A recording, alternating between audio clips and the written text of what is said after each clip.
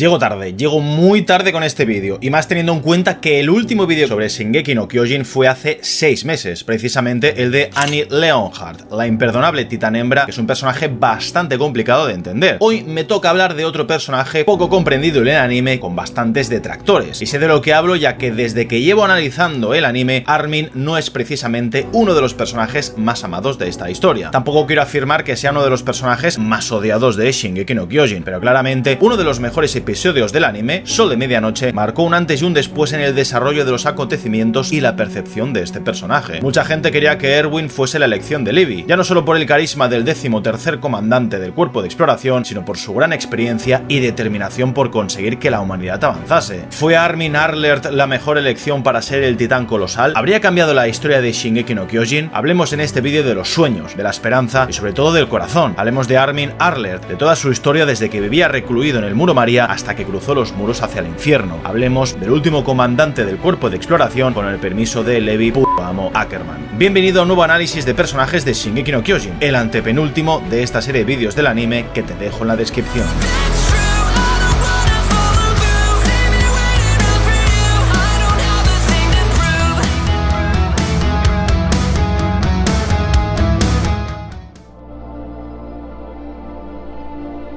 Armin creció en Shiganshina, justo en uno de los pequeños salientes cerrados que rodeaban los muros y que servían como cebo para atraer a los titanes y así reducir costes de defensa y militares. Armin, al igual que muchos otros niños, entre los cuales estaban Eren y Mikasa, creció en una zona que literalmente estaba destinada a morir por el resto, siendo el primer contacto con los titanes y, de paso, el primer sacrificio para salvar al resto de la humanidad. Que vivas en una prisión como mero ganado esperando a que llegue tu hora, sin más motivación en la vida que sobrevivir, no es algo fácil de asimilar. Siempre repito lo mismo en historias de este tipo, historias con mucha polémica en muchas de sus decisiones, donde hay gente que no es capaz de ponerse en la piel de unos niños cuya infancia ha sido asolada por la guerra, la sangre y la pérdida. Desde el sofá de casa todos somos capaces de solucionar y de juzgar al mundo, y Armin, de todos los personajes de Shingeki, es sin dudas el que siempre ha buscado la paz con un brillo de inocencia en sus ojos. Y eso es porque Armin tenía un sueño, el sueño de ver el mundo exterior, de descubrir qué había más allá de los muros, porque no había nada más a lo que aferrarse, sobre todo cuando tu vida se reducía a sobrevivir como podías. Todos somos esclavos de nuestros sueños, nos aferramos a ellos como a un clavo ardiendo. Ya nos lo dijo Kenny en su lecho de muerte. Cuando nuestra vida no nos deja más opciones, soñar es lo único que nos queda. Un día Armin encontró un libro escondido por su abuelo, porque como sabemos por el interrogatorio de Hanji a Sanes de la policía militar, y también por la historia de Erwin, que te recomiendo ver en este vídeo que te dejo por aquí arriba, sabemos que intentar salir de los muros sin permiso y poseer información sobre el exterior es un delito condenado por la muerte. Como sabemos, hace 107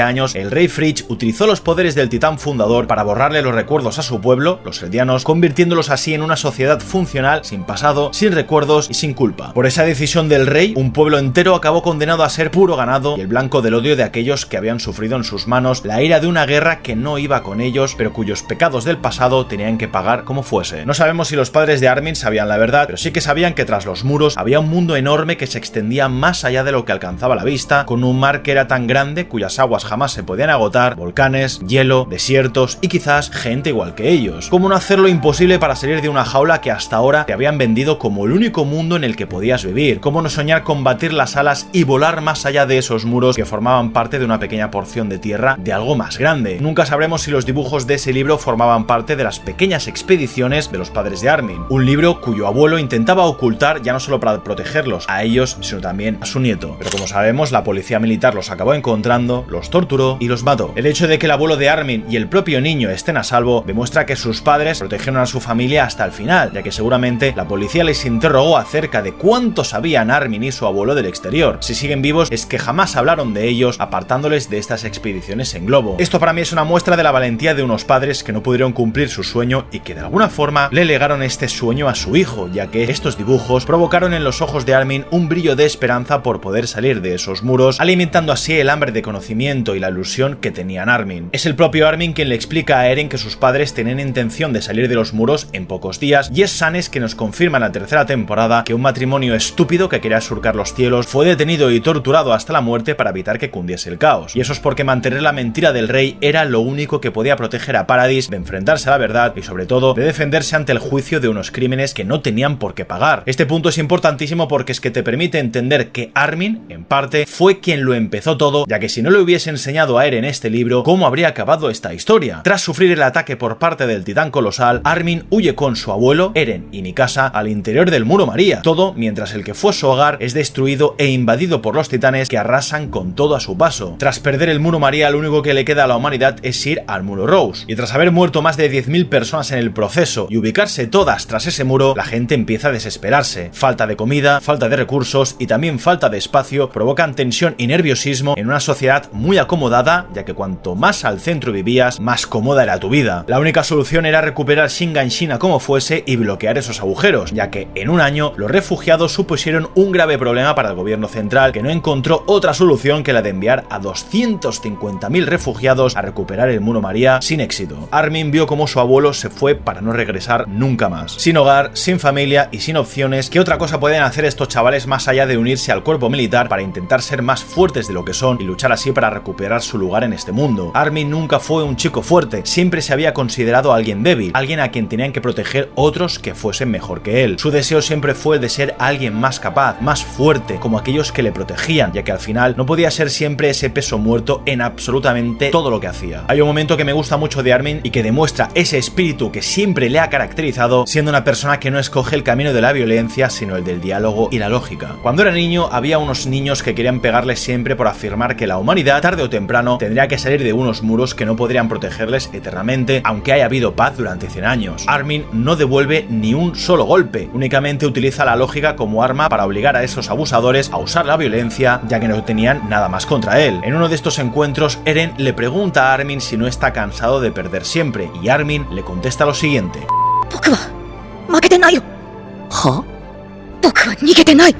Cuando cayó Trost, Armin fue quien ideó el plan de recuperar el arsenal de armas y el gas posible para el equipo de maniobras. Sabía que muchas vidas se iban a poner en riesgo sintiéndose muy mal por ello. Él fue quien descubrió que Annie era el topo y el titán hembra. Fue él quien propuso avanzar de noche hacia Shiganshina en la tercera temporada para evitar el máximo número de bajas posibles, ya que los titanes están menos activos de noche. Fue él quien encontró a Reiner en la muralla y quien dedujo que estaría escondido en ella. Fue él quien, con gran pesar y arrepentimiento, tuvo que convertirse en el Oppenheimer de esta historia solamente para salvar a su amigo, tomando las decisiones de nuevo más difíciles. Armin siempre ha tenido una mente brillante para la estrategia y un corazón valiente que no iba en sintonía con su cuerpo, lo que le ha llevado siempre por un camino lleno de contradicciones. ¿Cómo no vas a paralizarte cuando tu amigo de la infancia es devorado delante de tus ojos, salvándote de morir? ¿Cómo no arrepentirte y sentirte un inútil cuando el equipo con el que ibas a Trost ha caído al completo sin que puedas hacer nada al respecto? ¿Cómo vas a luchar contra tus propios compañeros solamente por pensar diferente? ¿Cómo vas a masacrar a civiles e inocentes cuando el diálogo y la comprensión lo podrían haber evitado por completo? Armin fue el único que defendió a Eren frente a las tropas de guarnición, alegando que Eren sería un arma que podría luchar por la humanidad y quien podría cambiar las tornas en esta guerra que estaba perdida, porque es que Armin siempre ha defendido a aquellos que consideraba a sus amigos, siendo capaz de mostrarse fuerte cuando la situación lo requería y débil cuando no podía ver la luz en toda la oscuridad. La restauración por la humanidad es lo más importante para una sociedad que es débil y cobarde. Armin solamente puede sacar la fuerza que hay en su corazón, afirmando que lo que dice sobre Eren es cierto y que si tiene que morir por ello, lo hará como buen soldado. Esto cuanto menos es curioso, ya que Armin es un nombre que proviene del latín arminio, que significa completo, universal. Teniendo en cuenta cómo Armin siempre intenta entender el otro punto de vista al que se enfrenta, sin querer derramar sangre de buenas a primeras, soñando además con el mundo exterior, conociéndolo al completo, te quedas tal que así.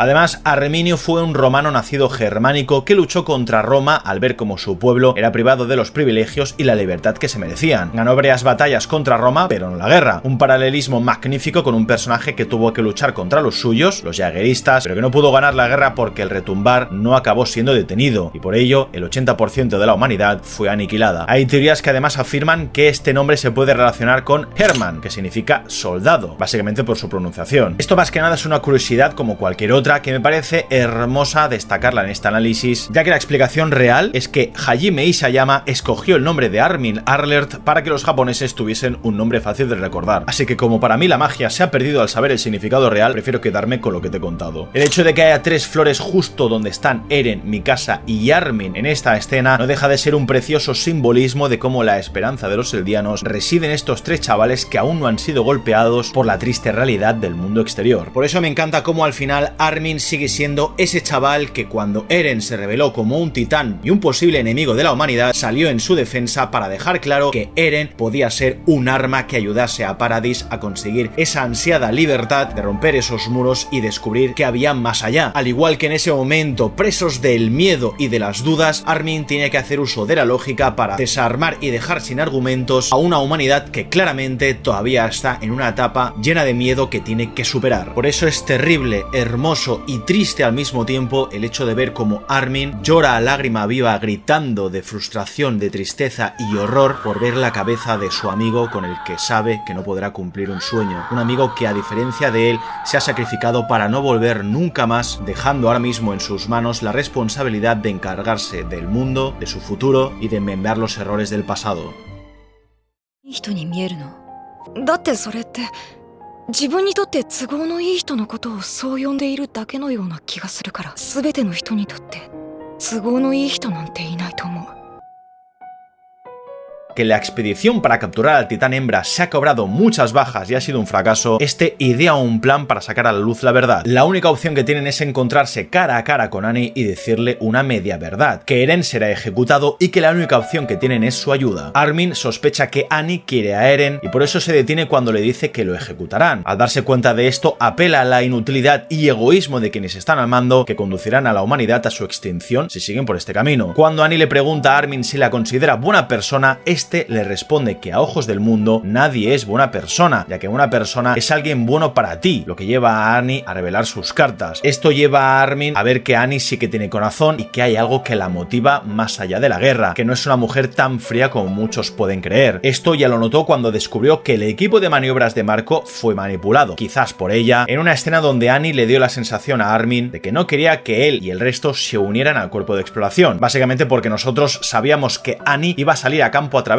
a por Eren, aniquilando todo a su paso, sintiendo de alguna forma aprecio por ellos y no queriendo que muriesen en el proceso. Te explico más de esto en mi vídeo de Annie. Cuando la trampa ya no se sostiene por sí misma y Annie se tiene que convertir en el titán hembra, Eren no puede convertirse porque es que tiene dudas, no tiene determinación, ni tiene claro un objetivo, ya que tiene que enfrentarse a la que antaño fue su compañera de armas. ¿Cómo podemos enfrentarnos a nuestros compañeros cuando ni siquiera sabemos por qué luchan contra nosotros? Nadie sabe los objetivos de Annie en este momento, pero Armin sabe bien que quien no está dispuesto a sacrificarlo todo no conseguirá nada. Si hay que luchar contra estos monstruos, tenemos que dejar de lado nuestra humanidad. ¿Cómo no se va a sentir Armin responsable de todo lo que ha pasado si él, más que nadie, fue quien luchó porque Eren llegase hasta donde todos sabemos? Cuando Eren es capturado por el equipo de Kenny para que Historia herede el poder del titán fundador que robó Grisha, Armin y compañía tienen que enfrentarse al verdadero enemigo de esta historia, que es la propia humanidad. Levi amo a Ackerman, el mejor de todos nosotros, da un mensaje a nuestros protagonistas de que ahora los titanes no son el único enemigo. Si hay que matar, se mata sin dudarlo, porque es que si dudas, mueres. Él lo sabe bien, y si tú no, deberías repasarte su vídeo. Luchar contra los titanes es más fácil de gestionar a nivel emocional, ya que al final son monstruos que matan o mueren. No hay más, no hay sentimientos ni motivaciones. Por mucho que se sepa en este momento de que los titanes pueden ser humanos, ya que Eren, Bertorto, Reiner y Annie se han podido convertir en titanes, queda claro que matar a una persona es muy diferente. Cuando Armin aprieta el gatillo y salva la vida de Jin, hay una conversación clave que es un paralelismo muy hermoso que tiene con Eren al final de esta historia. Y es que los paralelismos de este anime son espectaculares. Levi le agradece a Armin el haberse manchado las manos de sangre por haber salvado a su amigo, ya que si este no hubiese matado a esa soldado de Kenny, Jin estaría muerto. Y si Jin moría, tendrían un efectivo menos para poder salvar a Eren, además de haber perdido a un amigo fiel. Esta conversación es imposible que no te dé vibras de la misma que tiene con Eren al final, porque es que aquí Eren afirma que no tenía otra opción, ya que tras haberlo intentado todo en esos posibles futuros, el resultado no cambiaba. La humanidad tenía que reducirse al 80% de su población si querían cambiar la rueda del odio. La única forma de salvarse era que sus amigos se convirtiesen en los salvadores del 20% restante. Pero la verdad, la cruda verdad, es que Armin tenía las manos manchadas de sangre igual que Eren, porque es que, igual que muchos, también deseó aniquilar a aquellos que los habían oprimido durante tantísimo tiempo, ayudando a Eren a conseguirlo, porque es que Eren siempre fue ese arma que permitiría a Paradis conseguir su ansiada libertad. libertad. Sin el sacrificio de Eren, sin sus manos manchadas de sangre, quizás ellos no habrían podido vivir, quizás no habrían tenido una segunda oportunidad. Y es que aunque te parezca absurdo, no lo es, porque por la tercera y la cuarta temporada sabemos que Eren intentó por todos los medios agotar todas las opciones posibles con el tiempo que le quedaba como titán. Después de haber matado, torturado y luchado por salvar a Eren, quien sabemos se convirtió en el arma de destrucción masiva más peligrosa del mundo, Armin y el resto de sus compañeros se han convertido en unos criminales, en gente que ha sido capaz de hacer atrocidades por salvar a una persona que al final ha terminado con el 80% de la humanidad. ¿Cómo te comes eso? ¿Cómo aceptas que aunque hayas intentado apelar al diálogo, a la paz y a la no violencia, el camino que siempre se toma es precisamente este? Desde que apretó el gatillo, Armin sabe mejor que nadie que esta guerra ya no es una guerra por la supervivencia, sino por el pensamiento, porque es que si no piensas como yo, eres mi enemigo. Para un chico como él, que siempre ha intentado dialogar, conocer el otro punto de vista e intentar ser comprensivo, el radicalismo no es un camino agradable, como es lógico, y más cuando Armin siempre ha intentado pensar en los demás. ¿Cómo es arrebatar una vida que podría haberse salvado? ¿Cómo hemos llegado a esta situación si en realidad podríamos haberlo solucionado de otra forma? ¿Es que ya nadie cree en este sueño? ¿Es que la moraleja de esta historia se tiene que reducir a matar o morir?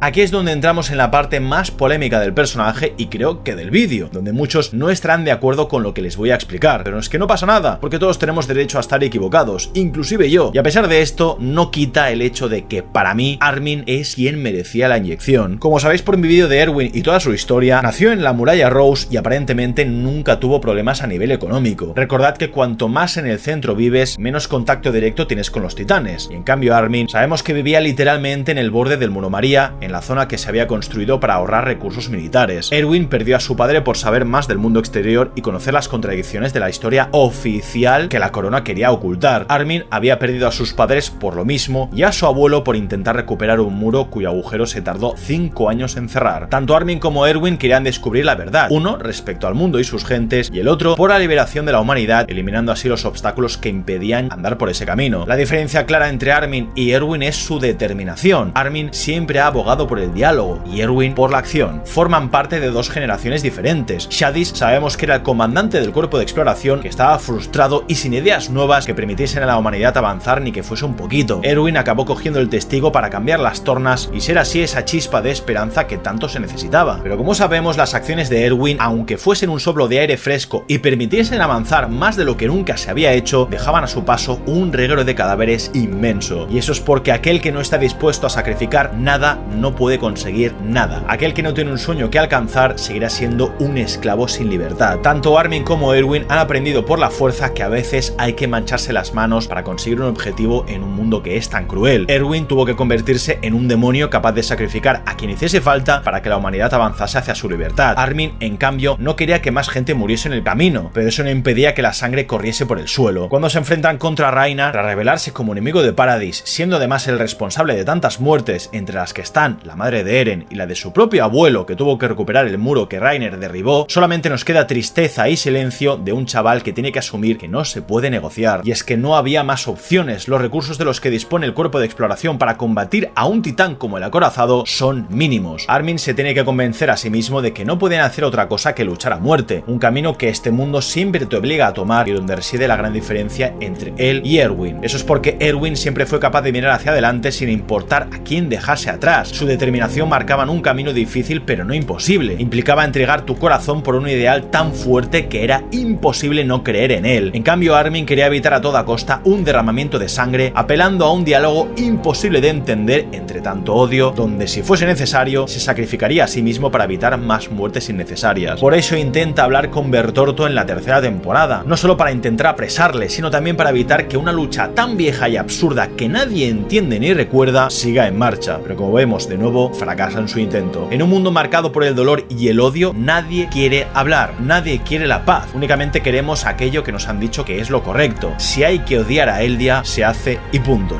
De ello depende la vida de mucha gente, y si no, miraos mi vídeo de Ragnar, Zeke y Annie. Armin, al igual que Erwin, tiene que sacrificarse por la victoria. Erwin entiende que está en un callejón sin salida y que la única forma de vencer al titán bestia es liderar una última marcha con los jóvenes reclutas hacia la muerte. Solamente así Levi tendrá una oportunidad de coger al titán bestia por sorpresa. La renuncia de Erwin a ir al sótano de Eren y cumplir así con su sueño acarrea tristeza y pesar. El brillo de sus ojos desaparece y tiene que aceptar la cruda realidad. Aquello con lo que soñaba de pequeño jamás ocurrirá. En cambio, Armin renuncia a su sueño con una mentira piadosa. Idea con Eren un plan para derrotar a Bertorto con una sonrisa en la cara. Armin le miente a Eren, le dice que no morirá sin ver el mar juntos. El sueño que tuvieron desde que leyeron aquel libro se va a cumplir. Un libro que le dio a Eren algo en lo que creer, ya que en ese momento no tenía nada por lo que soñar ni por lo que vivir. Estando encerrado en una jaula, ¿qué te queda más allá del vacío de una vida sin esperanza? El libro de Armin le dio a Eren las alas que le llevaron a soñar con ver algo más que unos muros oprimiéndole. Un sueño que, a pesar del sacrificio, no desaparece de los ojos de Armin. ¿Acaso te he mentido alguna vez? Armin necesita que Eren crea que el plan saldrá bien para darlo todo. A diferencia de Erwin, Armin no necesita el apoyo de Levi para creer en el sacrificio, porque sabe y asume que sin más opciones que esa, la muerte es el único camino. Erwin utiliza su propio sacrificio para encender las llamas de esos corazones que entregará con él, y Armin, en cambio, lo hace para darle a Eren y al resto una oportunidad de ver el mar. Este paralelismo me parece espectacular y una forma muy inteligente de que los dos comandantes del cuerpo se enfrenten a la muerte, a la renuncia de sus sueños, a aceptar el sacrificio que tienen que realizar para poder avanzar y a darle una oportunidad al resto. Como el titán colosal no puede moverse mientras expulsa los vapores ardientes de su cuerpo, Armin tiene que aguantar lo suficiente para debilitarle y así darle a Eren la oportunidad de sorprender a Bertorto sin que éste pueda hacer nada. ¿Es peor morir de una pedrada o quemado vivo? ¿Quién ha sufrido más para que podamos avanzar y se merezca esa inyección? Pues la respuesta no se puede cuantificar. Yo al menos me tomo este acto como un sacrificio que solamente unos pocos pueden realizar. Solo un loco como Erwin es capaz de liderar una carga hacia la muerte. Solo Armin es el único capaz de demostrar valor y fuerza ante el titán más destructivo de todos, sufriendo mucho en el proceso. Quemarse vivo no es broma, ¿eh? A pesar de ser el personaje más débil físicamente, Armin demuestra en este arco que es el más valiente, ya no solo por ser el comandante más joven de la legión, sino el que, al igual que Erwin, ha sido capaz de sacrificarse para que el resto cumpla sus sueños.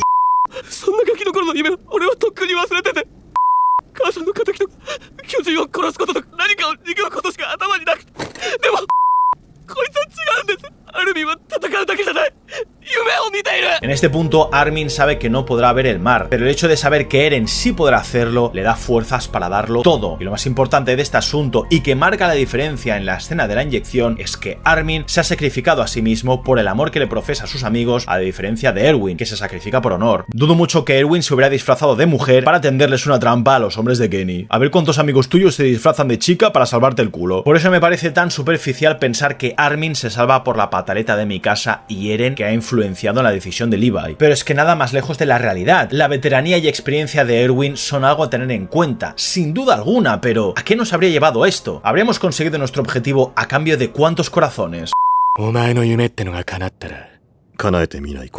Sin duda, para mí lo más importante es esto, ya que cuando Erwin consiguiese llegar al sótano, ¿qué habría pasado? Yo tengo claro que Erwin, si hubiese sobrevivido, habría utilizado el retumbar si con eso conseguía avanzar y darle la libertad tan deseada a la humanidad. Tengo claro que como titán colosal, Erwin habría sido un arma de destrucción masiva peor que Eren, y tengo claro que Levi tomó su decisión por este momento.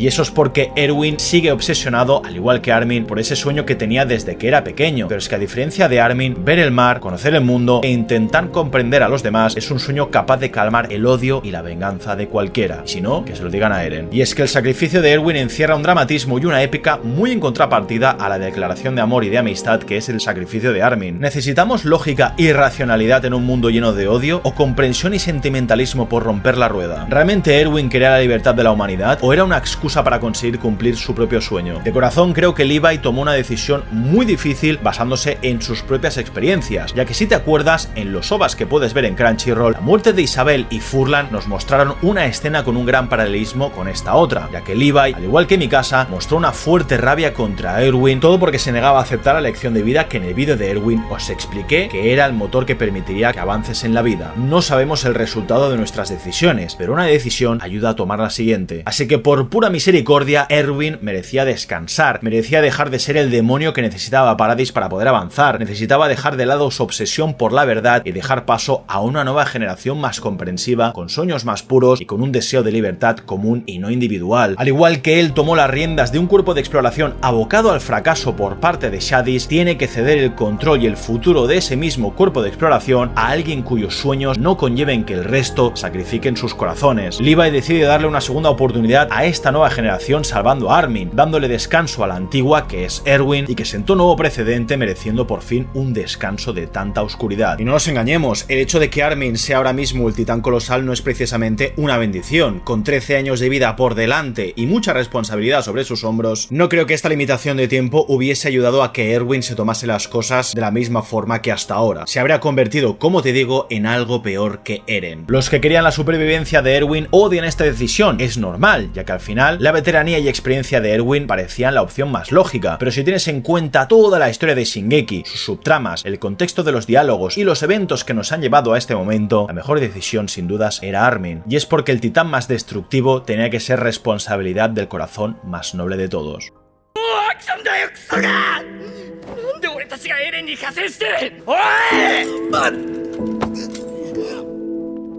話を聞こうよ、コニー。 Armin siempre ha sido capaz de ponerse en la piel de los demás. Creo que es el único personaje de esta historia movido por el arrepentimiento y la culpa de tener que tomar ciertas decisiones que sabe que son inevitables. La destrucción del puerto militar de Marley implica sacrificar vidas a cambio de salvar la de Eren y evitar así que los marleyenses les persigan. Ahí es cuando Armin entiende que lo que tuvieron que hacer Bertorto, Annie y Reiner cuando reventaron el Mundo María fue muy difícil. Sentir exactamente lo mismo que tu enemigo tiene que ser algo jodido de asumir. Cuando Elena explica el plan de la eutanasia de Zeke, Armin se echa a llorar por la emoción que le produce ver que el plan es tan noble, ya que al final, aunque la extinción de los eldianos implique una decisión que pocos aceptarían, sigue siendo a día de hoy la opción menos dolorosa y destructiva donde nadie tendría que sufrir en exceso. El retumbar sabemos que sería el bastión de defensa contra un mundo que los odia. Entender por fin que todo forma parte de un plan que buscaba una opción pacífica y no sangrienta emociona, como no, al corazón más noble. A pesar de no darle la libertad a los eldianos tan deseada, la eutanasia sí que les daba un final más que digno ante una guerra que estaba perdida, y eso es porque la capacidad empática de Armin es enorme. Él es el único que cree que Eren ha estado fingiendo ante Yelena y Zeke para utilizarles en su propio beneficio y poder activar el retumbar como él quiere, dándole a Paradis la libertad que tanto se merece. Él es el único junto a Mikasa que intenta razonar con Eren, quien intenta entender por qué hace lo que hace y de paso intentar disuadirle. Pero es que Eren ha demostrado ser alguien con una determinación tan firme y dura que, agotadas todas las opciones de paz, solamente queda avanzar hacia el final. Seguramente Armin es un personaje que llega a ser cansino para muchos debido a su constante lucha por la paz, la comprensión y el diálogo, pero es que precisamente la intención de la historia es esa, que sea el personaje más difícil de entender en un anime que solamente quiere ir a lo fácil, es decir, a la guerra, a la muerte, a la sangre y a los puños. Todo este arrepentimiento lo vemos en todas las escenas en las que Armin le explica a una Annie congelada todo lo que está ocurriendo y lo mal que se siente por la situación, entendiendo como nunca todo el trasfondo de los de Marley. Cuando Connie captura a Falco y quiere entregárselo a su madre, que sabemos se convirtió en titán por culpa de Zeke en la aldea de Ragako, Armin intenta que Connie entienda que Falco no tiene que ser sacrificado por un acto egoísta cuando puede seguir siendo útil, no valiendo nada la pena seguir luchando entre ellos, ya que el retumbar se ha activado y Eren es el enemigo de la humanidad. Por eso se sacrifica a sí mismo en vez de a Falco, porque es que aunque Connie fuese incapaz de ver lo fútil que sería matar a un niño inocente, si no eres capaz de sacrificar algo, no conseguirás nada. De ahí la pequeña visión que tiene Armin de Erwin, para obtener así su convicción, para intentar ser digno de su sacrificio. Armin sabe que la única forma de convencer a los demás ya no es con las palabras, sino que tiene que ser con sus propios actos. Por eso no le dispara a Daz y a Samuel en la escena del puerto, que sabemos les permitiría seguir a Eren con el hidroavión, porque tienen que luchar contra los que antaño fueron sus compañeros, que ahora defienden a Eren a muerte y piensan de forma más radical. Pero es que alguien tiene que hacerlo, alguien tiene que mancharse las manos de sangre en este mundo de mierda. Por eso el arco de Armin es tan bueno, porque es que al final, tras darse cuenta de que a veces hay decisiones con resultados tan críticos como la muerte de civiles y niños, se da cuenta de que el término buena persona no se le puede aplicar. Ha tenido que luchar contra sus enemigos, contra sus propios compañeros, se ha tenido que convertir en un traidor a ojos de todo el mundo por intentar dialogar con Eren e intentar detenerle, porque es que ayudar a Eren implicaba la condena de Paradis, pero es que luchar contra él también. Por eso Armin también se considera un monstruo de esta historia, porque es que quizás no ha matado a tanta gente como Eren en el retumbar, pero sí se siente responsable de ciertas situaciones que al fin y al al cabo han llevado a Eren a ser quien es. En el vídeo de Eren explicaré mejor esto, pero es que si repasas el anime te das cuenta de que en muchos momentos clave Eren se ha visto obligado a convertirse en un monstruo para salvar a los suyos, momentos donde Eren tenía dudas y el resto intentaba disipárselas porque es que no había más opciones en un contexto como el de esta historia. Por eso Armin siempre intenta agotar la vía del diálogo, por eso decide no usar el poder destructivo del colosal en el fundador, ya que necesita hablar con Eren y confirmar definitivamente que no hay vuelta atrás. Armin es el único que no pierde la esperanza a pesar de que todo esté perdido, a pesar de vivir arrepentido de no haber sido lo suficientemente fuerte en muchos momentos, de no haber sido digno de heredar la determinación de Erwin y de no haber sido capaz de detener a Eren, de salvar a la humanidad. Armin sigue adelante. Cuando es capturado por Eren para evitar que el colosal lo reviente, Armin vuelve a sentir esa inutilidad, esa frustración y esa debilidad de siempre. No es hasta que habla con Zeke que no se da cuenta que en la vida los pequeños detalles son lo que le dan sentido a la misma, que a veces nos complicamos demasiado las cosas como para darnos cuenta de que todo podría ser más sencillo. Yo aquí necesito destacar la tremenda actuación por parte de Marina Inoue, la voz de Armin a lo largo de todo el anime y que en el arco final lo dio absolutamente todo.